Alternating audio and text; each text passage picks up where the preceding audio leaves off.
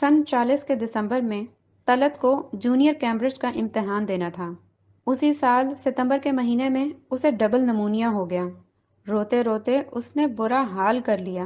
ہمارا 1 سال برباد ہو گیا، ہمارا 1 سال برباد ہو گیا کی رٹ لگائے رکھتی۔ ایک دن صبح صبح ہری شنکر اس کے کمرے میں آیا۔ طلعت، اس نے بڑے ڈرامائی انداز میں سنسکرت بولی۔ کیوں؟ مت رو ہے نربدھی، مت رو۔ کیوں نہ روں؟ اس لیے نہ رو کہ تیرے کلیان کی ہم نے دیو ستہ کر لی ہے۔ ہم تیرا داخلہ ٹٹر والے اسکول میں کروا رہے ہیں۔ تو اپریل میں ہائی اسکول کا امتحان دینا اور مزے سے اگلے سال لا مارٹیز کے نویں سٹینڈرڈ میں گھس گھس کرنے کی بجائے آئی ٹی کالج میں دندنانا۔ رگبھیر ماما کے اسکول میں؟ طلعت نے سانس روک کے پوچھا۔ ہاں، ہری شنکر نے جواب دیا اور اسی ڈرامائی انداز سے دوسرے دروازے سے غائب ہو گیا۔ نرملا کو جب معلوم ہوا کہ طلعت ہائی اسکول کا امتحان دے کر آئی ٹی پہنچا ہی جاتی ہے تو اس نے مینا مت مچا دی، لہٰذا لامارٹیز چھوڑ کے طلعت کے ساتھ وہ بھی نئے اسکول میں بھیج دی گئی۔ لامارٹیز کے خالص یورپین ماحول کے بعد ٹٹر والا اسکول ایک بالکل دوسری جگہ تھی۔ طلعت اور نرملا اپنے طبقے کے دوسرے افراد کی طرح دو رنگی فضاؤں کی پروردہ تھیں، جسے انڈو یورپین تہذیب کہا جا سکتا ہے۔ اس طبقے میں بچے بائے لنگول پیدا ہوتے تھے۔ انگریز گورننسوں کے ساتھ قصباتی کھلائیاں اور انائیں ان کی پرورش کرتی تھیں۔ لڑکیوں کو کانوینٹ اسکولوں میں پڑھایا جاتا تھا اور جب ان کی شادی ہوتی تھی تو وہ ہفتوں کے لیے مائیوں بٹھا دی جاتی تھیں۔ پرانے زمانوں کی دلہنوں کی طرح شرماتی تھیں۔ اکثر ان کی شادیاں ان کے خلاف مرضی بھی کر دی جاتی تھیں۔ یہ لوگ ماڈرن ہو چکے تھے لیکن الٹرا ماڈرن نہیں بنے تھے۔ اخلاقی اقدار کے لحاظ سے یہ لوگ وکٹورین تھے اور اپنی نیٹو روایات کے بڑے شد و مد سے پابند۔ ظاہری طور پر انہوں نے مغربیت کا رنگ قبول کر لیا تھا لیکن اصلیت میں بڑے سخت ہندوستانی تھے۔ ان لوگوں نے ایک بہت بڑے دوراہے پر اپنے مکان بنا رکھے تھے۔ یہ برطانوی نو آبادیاتی سماج تھا جو جاگیردارانہ نظام کے تعاون سے بدلتے ہوئے ہندوستان میں پرانی بنیادوں پر کھڑا کیا گیا تھا۔ اس طرح کا معاشرہ مصر اور ترکی کے پاشاؤں کے یہاں بھی موجود تھا۔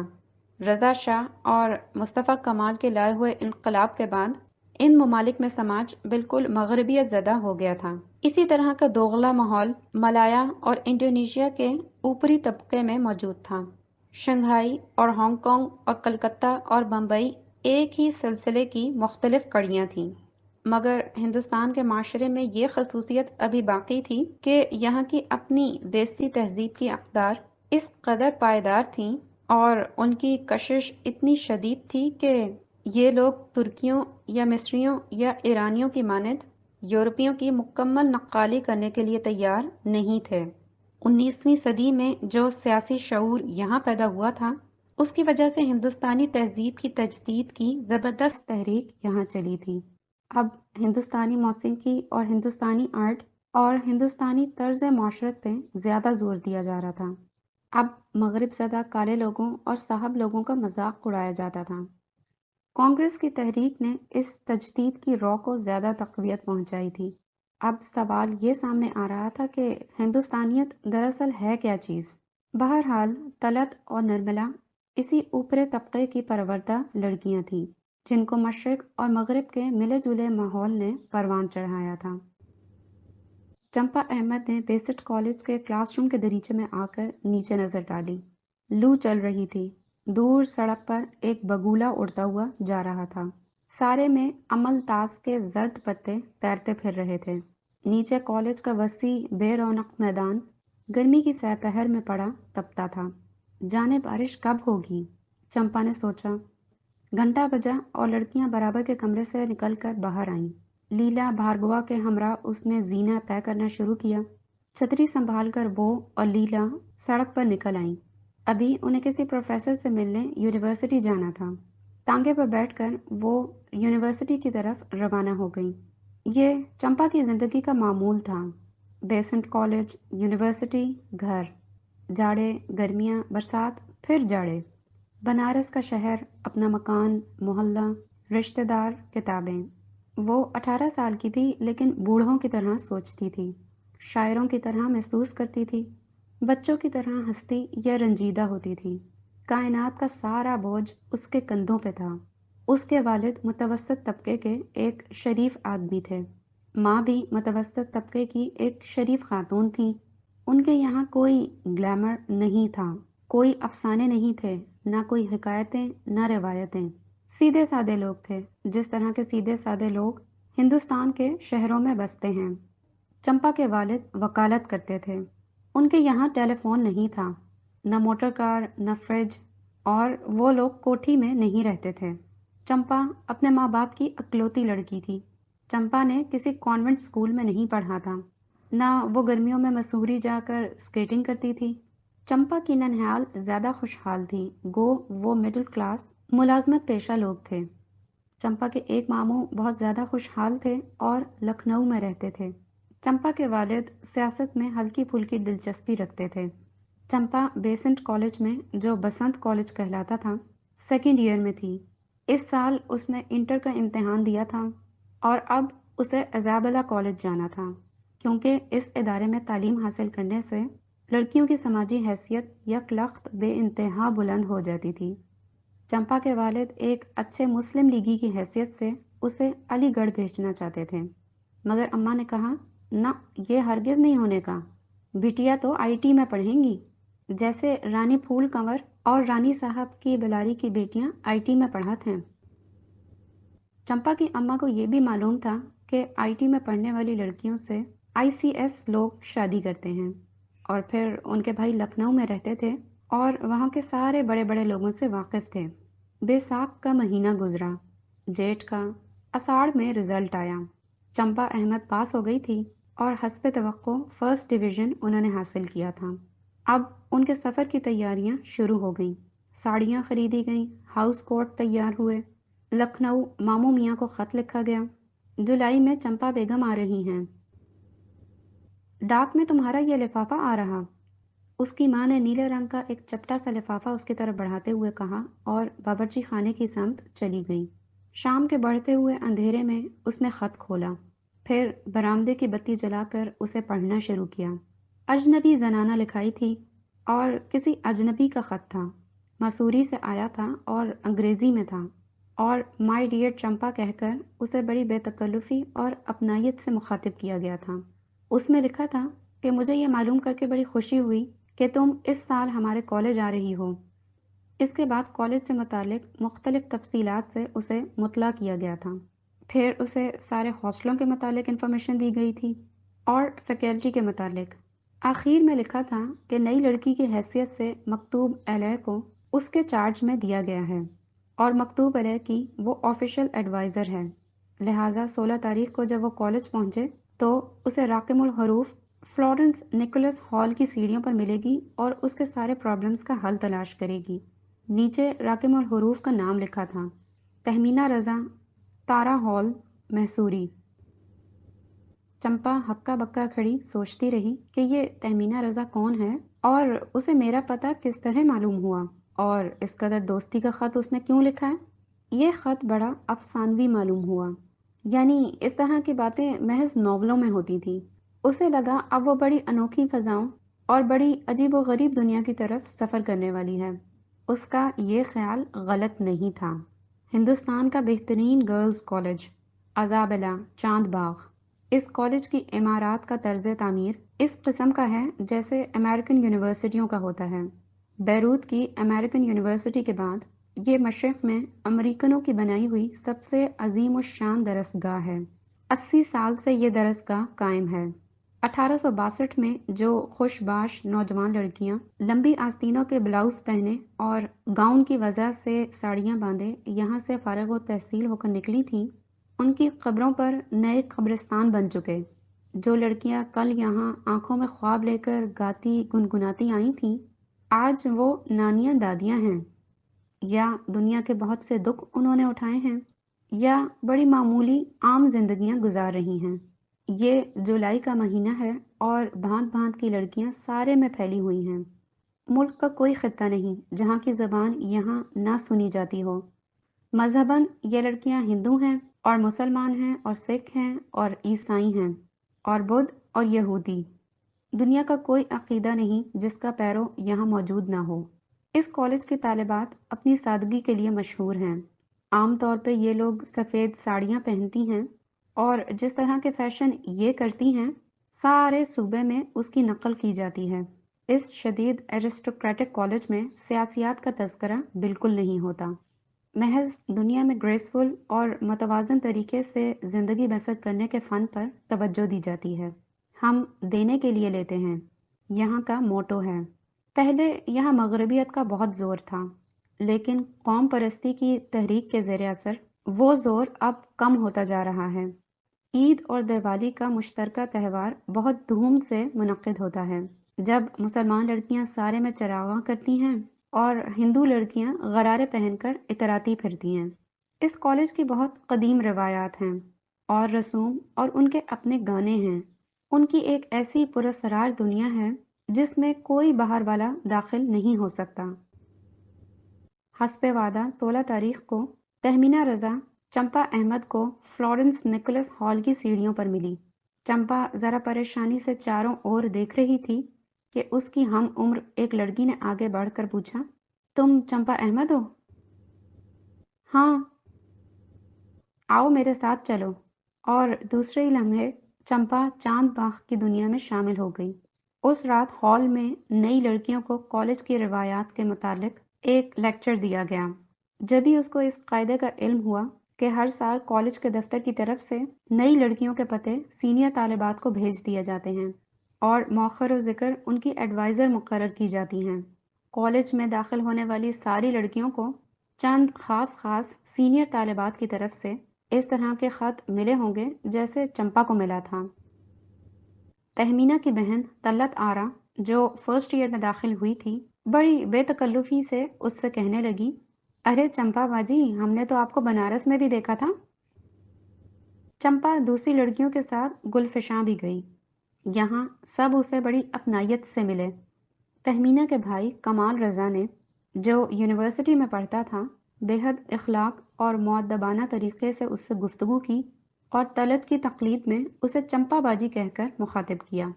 سنگھاڑے والی کوٹھی نے بھی اسے خوش آمدید کہا۔ شنکر سواستو اس کے لیے خود چائے کی کشتی اٹھا کر لایا۔ ایک اتوار کو تیسرے پہر وہ گلفشاں پہنچی۔ تہمینہ اور طلت پچھلے برآمدے کے سائڈ روم میں کھڑکی کے پاس تخت پر چڑھی بیٹھی تھیں۔ نرملا آلو چھیل رہی تھی۔ چمپا بھی تخت کے کنارے بیٹھ کر آلو چھیلنے میں مصروف ہو گئی۔ اسی وقت بھیا صاحب اندر آئے۔ وہ بھی روایتی ہیروؤں والی شان سے ٹینس ریکٹ ہاتھ میں لیے بہت خوبصورت لگ رہے تھے۔ بھیا صاحب عموماً گھر میں نہیں آتے تھے، خصوصاً جب تہمینہ کی سہیلیاں موجود ہوں، کیونکہ تہمینہ کے کراؤڈ سے ان کی کوئی خاص نہیں بنتی تھی۔ تہمینہ کے اصل کامریڈ تو کمال اور ہری شنکر تھے، مگر بھیا صاحب بہرحال بھیا صاحب تھے۔ چمپا بیٹھی آلو چھیلتی رہی، اس نے اپنی انگلیاں نہیں کاٹی۔ بھیا صاحب شام کے ڈنر کے متعلق تہمینہ سے کچھ پوچھنے آئے تھے، اس سے بات کر کے وہ الٹے پاؤں واپس چلے گئے۔ چمپا کو سجاتا نے بتایا، یہ مہاشے تہمینہ کے فیونسی ہیں، مگر تہمینہ ان کو مستقل نو لفٹ کیے رکھتی ہے۔ اوہ، کس قدر ٹپیکل صورتحال تھی۔ دو کزن جو ایک دوسرے سے منسوب تھے۔ گلفشاں کی قسم کی ناموں والے کوٹھیوں کے باسیوں کے متعلق جتنے افسانے اس نے پڑھے تھے ان میں یہی ہوتا تھا، مگر ان افسانوں کو قریب سے دیکھو تو ان میں کچھ بھی نہیں رکھا تھا۔ جو دوسروں کی زندگی کو افسانہ سمجھتا ہے وہ دراصل خود بھی تو ایک کہانی ہے جسے دوسرے پڑھ رہے ہیں۔ یہ بات چمپا کو اس وقت معلوم نہیں تھی۔ ایک سال نکل گیا۔ بھیا صاحب یونیورسٹی چھوڑ چکے تھے اور اب مقابلوں کی تیاری کر رہے تھے۔ کمال اور ہری شنکر ایم اے فائنل میں آ گئے تھے۔ اپی نے بی اے کر لیا تھا۔ طلت اور نرملا خود اب سیکنڈ ایئر میں تھے۔ بھیا صاحب کچھ سڑی سے ہو گئے تھے۔ یہ چمپا باجی سے عشق کر رہے تھے اور وہ بھی ان کو پسند کر رہی تھیں۔ چمپا باجی پر تو ساری دنیا ہی جان دے رہی تھی۔ کمال اور ہری شنکر کا ان کی تعریفیں کرتے منہ نہ تھکتا۔ وہ لوگ طلت سے کہتے، جب تم بڑی ہو جاؤ گی تو تمہیں احساس ہوگا کہ چمپا کیسی عجیب و غریب ہستی ہیں۔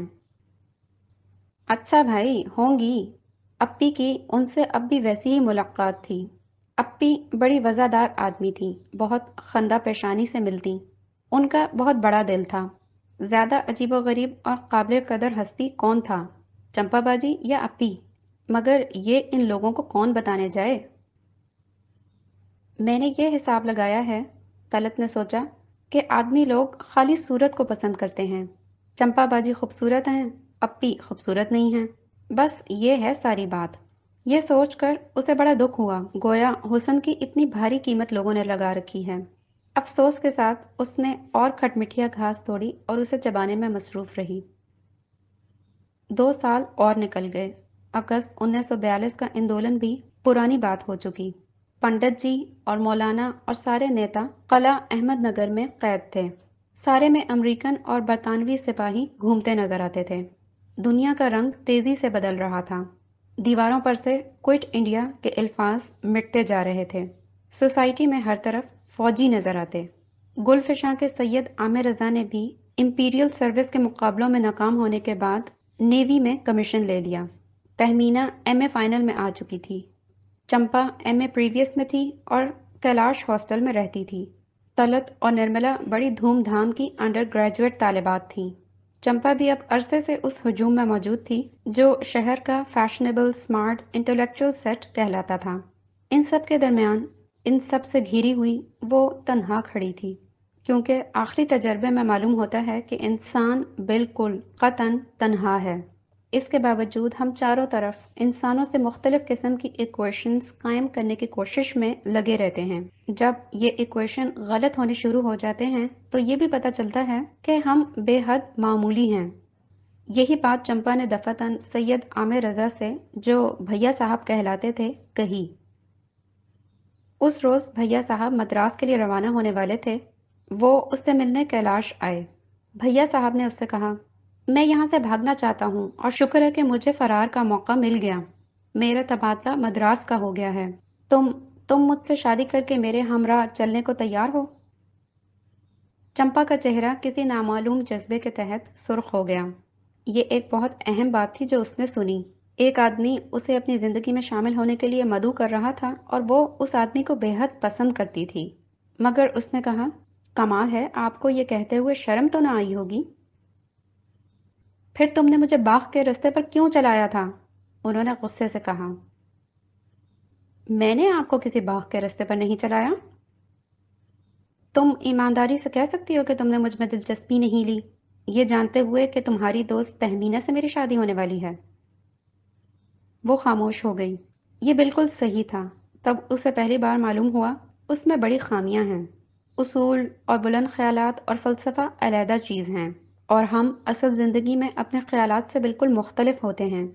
خالص فلسفے اور اخلاق کے اصولوں کا جذبات اور امپلسز سے کوئی ایکویشن نہیں۔ ہم در حقیقت بے حد کمزور ہیں۔ بھیا صاحب نے گویا اس کے خیالات پڑھ لیے۔ تم بھی بے حد معمولی نکلی، انہوں نے کہا۔ میں نے غیر معمولی ہونے کا کس روز دعویٰ کیا تھا؟ ٹھہریے، آپ میرے ساتھ ساتھ کیوں چلے آ رہے ہیں؟ مجھے اپنے کام سے جانا ہے۔ آپ گھر تشریف لے جائیے۔ تم بے حد معمولی ہو اور عام عورتوں کی طرح مجھ سے لڑ رہی ہو۔ تمہارے سارے رد عمل بہت معمولی ہیں۔ تمہارے جیسی ہزاروں لڑکیاں دنیا میں موجود ہیں۔ تم نے پہلے مجھ سے فلرٹ کیا اور اب آگے دینے کی ہمت نہیں؟ حد ہے۔ عام مردوں کی طرح آپ بھی مجھ سے جھگڑ رہے ہیں، اس نے مسکرا کے کہا۔ لہٰذا یہ نظریہ ثابت ہو گیا کہ ہم میں سے کوئی دیوی دیوتا کا درجہ نہیں رکھتا۔ خدا حافظ۔ وہ سائیکل پر بیٹھ کر تیزی سے ٹیگور لائبریری کی طرف روانہ ہو گئی۔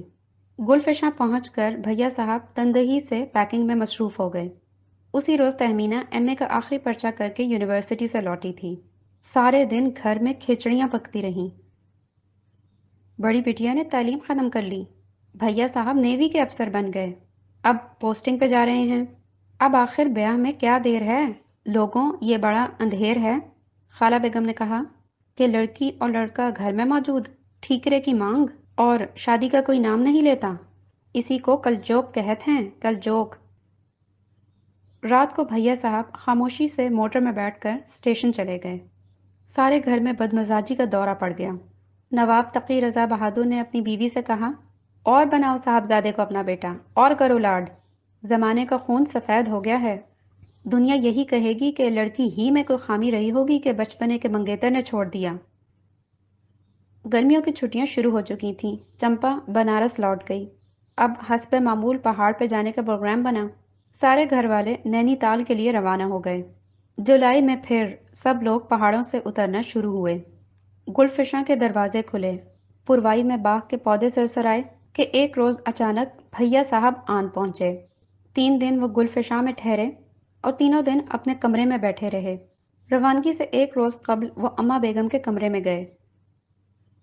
مبارک ہو، آپ کی بیٹیاں ایم اے پاس ہو گئیں، انہوں نے تخت کے کنارے پر بیٹھتے ہوئے بڑی پرسکون آواز میں کہا۔ اماں بیگم خاموش رہیں۔ میرا خیال ہے اب آپ کو ان کی شادی کر دینی چاہیے۔ کس سے؟ اماں بیگم نے ذرا تلخی سے پوچھا۔ مجھ سے اور کس سے؟ انہوں نے بھی اسی تلخی سے جواب دیا۔ تم کو میاں شرم تو نہ آتی ہوگی اب یہ کہتے؟ چچا کی لڑکی کو چھوڑ کر غیر لڑکی کے پھیر میں پڑ گئے۔ ہم جدھر جاتے ہیں انگلیاں اٹھتی ہیں۔ یہ آپ نے کس طرح طے کر لیا کہ میں اپنے فرض سے غافل ہوں؟ میں پال پوس کر اس گھر میں اسی لیے پروان چڑھایا گیا ہوں کہ تہمینہ بیگم کا شوہر کہلاؤں۔ اب میں اتنا احسان فراموش بھی نہیں کہ آپ کی بیٹیا کو جل دے جاؤں۔ اتنا کہہ کر وہ باہر چلے گئے۔ سوزن نے جا کر تہمینہ سے کہا، بیٹیا ہم تو امام باندی کو بلانے جا رہے ہیں گانے کے لیے۔ کچھ سنا نہیں آپ نے؟ آپ کا بیاہ ہو رہا ہے۔ سوزن تم جا کر سب لوگوں سے کہہ دو، چاہے ادھر کی دنیا ادھر ہو جائے، میں ہرگز بھیا صاحب سے بیاہ نہیں کروں گی۔ اتنا کہہ کر تہمینہ پھوٹ پھوٹ کر رونے لگی۔ سوزن ہکا بکا رہ گئی۔ پھر سارے گھر میں ایمرجنسی کا اعلان کر دیا گیا۔ چاروں طرف فون اور ٹرنک کال ہوئے۔ کمال کو مسوری تار دیا گیا کہ وہ آ کے بہن کو سمجھائے۔ ہر شخص نے اپنے بھر تہمینہ کو سمجھانے کی کوشش کی، مگر تہمینہ نے ایک نہ کے بعد ہاں کر کے ہی نہ دی۔ گو خالص لڑکیوں والے انداز میں وہ رات رات بھر رویا کرتی۔ چمپا بھی واپس آ چکی تھی۔ یہ اس کا کیننگ کالج میں آخری سال تھا۔ کمال نے مسوری سے آ کر گھر کا یہ نقشہ دیکھا، پھر وہ چمپا سے ملنے کیلاش گیا۔ چمپا کے یہاں پہنچا تو وہاں بھیا صاحب سے اس کی مدبھیڑ ہوئی۔ پتہ نہیں وہ چمپا سے اب کیا کہنے گئے تھے۔ وہ اسی وقت اٹھ کر چلے گئے۔ اسی روز وہ مدراس کے لیے روانہ ہوئے۔ رفتہ رفتہ حالات پھر نارمل پر آ گئے۔ تہمینہ کے سامنے بڑا مسئلہ تھا کہ اپنے وقت کا کیا کرے۔ لڑکیوں کے لیے ملازمت کی کوئی راہیں نہیں تھیں سوائے ایک محکمہ تعلیم کے۔ تنگ آ کر اس نے پھر یونیورسٹی میں داخلہ لے لیا اور قانون پڑھنے لگی۔ چمپا اسی طرح اس کے گروہ میں شامل رہی۔ ان دونوں لڑکیوں نے نہایت رکھ رکھاؤ اور سلیقے کے ساتھ ایک دوسرے سے اپنی دوستی نبھائی۔ کبھی بھولے سے بھی بھیا صاحب کا ذکر نہیں کیا۔ دونوں اپنی اپنی جگہ یہ سمجھتی رہیں کہ وہ بہت سنجیدہ اور باوقار خواتین ہیں۔ کوئی کل کی لونڈیاں ہیں کہ جذبات کے چھچورے پن میں مبتلا ہوں۔ اور یہ واقعہ بھی ہے کہ جو باتیں وقتی طور پر ہمیں قیامت معلوم ہوتی ہیں، وقت گزر جانے کے بعد خیال آتا ہے ہم کس قدر بے وقوف تھے کہ یوں مضطرب ہوئے۔ قحط کے ریلیف ورک کے سلسلے میں کمال کلکتہ جانے والا تھا کہ اسے جیجا جی کا خط ملا۔ لاج کی شادی کو 1 سال ہو چکا تھا۔ وہ اپنے شوہر کے ساتھ نئی دلی میں تھی۔ جیجا جی نے لکھا تھا، تم کلکتے جا رہے ہو۔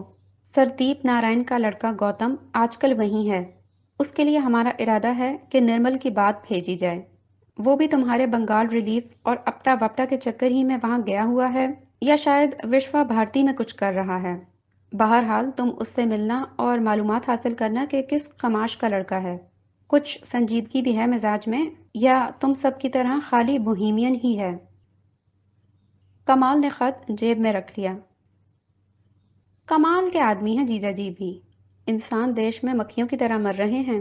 ملک تباہی کی اور جا رہا ہے اور یہ شادی بیاہ کے قصے لے کے بیٹھے ہیں۔ کمال نے آنکھیں بند کر لی اور سونے کی کوشش کی۔ اس کے رفقا اسی طرح بحثیں کرتے رہے۔ ٹرین بہار کے سرسبز علاقوں سے گزرتی بنگال میں داخل ہو گئی۔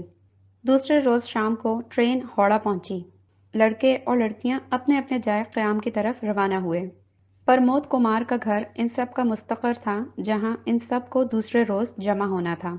کمال چیت پور روڈ کی طرف چلا، جہاں اس کے ایک ماموں موٹیا برج والے نواب رہتے تھے۔ ہندوستان میں مسلمانوں کی سیاسی حیثیت کا مسئلہ بہت ٹیڑھا بنتا جا رہا تھا۔ ہندو جو 100 سوا 100 سال سے انگریزی تعلیم سے روشناس ہو چکا تھا، اپنے گنجلک مابعد طبیعتی ذہن اور خالص تجریدی فلسفے کے باوجود پریکٹیکل تھا۔ مسلمانوں کے عہد میں فارسی پڑھ کر حکومت کے نظم و نسق میں حصہ لیا۔ مسلمان حکمران اور صوبے دار صرف فرمانوں پر دستخط کر دیتے تھے۔ دیہی ایڈمنسٹریشن ہندو چلاتا تھا۔ ایسٹ انڈیا کمپنی آئی تب بھی ہندو نے فوراً حالات سے سمجھوتا کر لیا اور مغلوں کا قائد منشی پل کی پل میں ایسٹ انڈیا کمپنی کے کلرک میں تبدیل ہو گیا۔ پچھلے 100 سال سے ہندو اپنی ذات پات کے بندھنوں اور اپنے پراچین فلسفے کے باوجود مغربی تعلیم اور سائنسی نظریہ فکر کے قریب تر ہو چکے تھے۔ سب سے پہلے مغرب کے فلسفے کا اثر انہوں نے قبول کیا۔ جب قوم پرستی کی تحریک شروع ہوئی، اس کا تدارک کرنے کے لیے انگریز حکومت نے فوراً ملک کے پسماندہ طبقوں کو، جنہیں 1857 کے بعد ہر طرح سے کچلا گیا تھا، اب اپنی عنایات سے نوازنا شروع کیا۔ ہندوؤں کا یہاں ایک بورژوا بھی پیدا ہو چکی تھی جو لیڈرشپ اور لبرل سیاست کے لیے تیار تھی۔ مسلمان ابھی فیوڈل سٹیٹ سے آگے نہیں نکلے تھے۔